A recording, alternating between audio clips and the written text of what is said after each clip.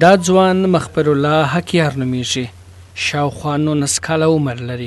له 12م ټولګي فارغ دی او قرآن کریم 15 سپارې حفظ کړي دي. مخبر الله د شاوخوا 4 کلونو را په دې خوا د خپل سترګو دید له لاسه ورکړی دی، ولې همت یې نه دی بایللی. هغه په نابینا سترګو تازه یو کتاب چاپ ته چمتو کړی دی.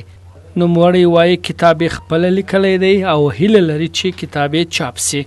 دا کتاب چې دی د امام نبي صلی الله علیه وسلم د ورکړل سویو معجزو په نامه دی او یو 50 معجزې په دې کې راټولې سوي دي. دا کتاب 115 صفحې دی او دا کتاب چې دی دا مې همدغه پروګرام چې کمپیوټر کوم پروګرام دی د پروګرام په واسطه مې لیکلی.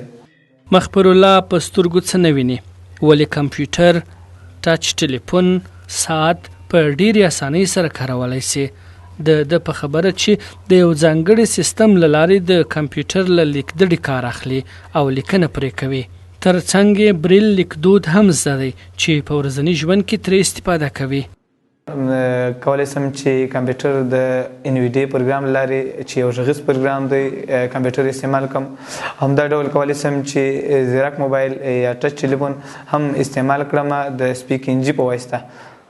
مخبر الله که څه هم نابینا دی، ولې د یو بنا ځوان په څیر کار کوي، کتابونه لیکي، زده کوونکو ته زده کړې ورکوي او د قرآن کریم حفظ کوي.